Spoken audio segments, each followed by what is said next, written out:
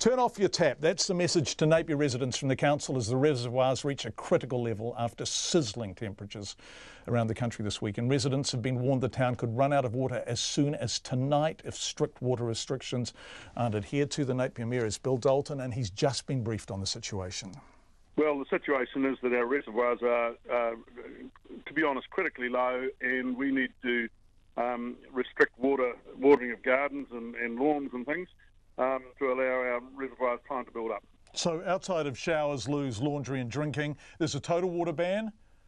Absolutely there is, yep. Apart from essential water, it's banned. You use, in Napier's, 570 litres per person per day. That's high water usage, isn't it? Well, it's right up there. As far as I'm aware, it's the highest in New Zealand. The average is just over 300 litres per person per day throughout New Zealand. So we are simply not conserving water, and all our problems would go away if we just reduced our consumption to the national average.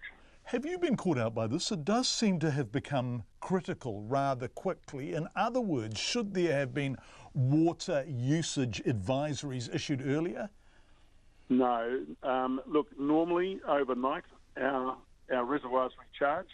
On Sunday night, for the first time, it didn't. Our reservoirs didn't recharge.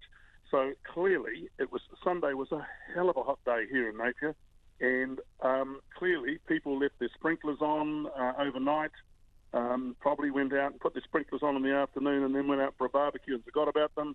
And we just had, instead of our reservoirs recharging, they actually ran down further overnight. Okay. Which is incredible. So are you in danger of actually running out of drinking water? No, okay. we're not going to do that. And we've got a couple of our bores which are offline at the moment, and the DHB has given us permission to put them back online. So, look, we're going to get through this, but at the moment, all we're asking people to do is to conserve water because, as I say, if we could get back to the national average, we'd be sweet.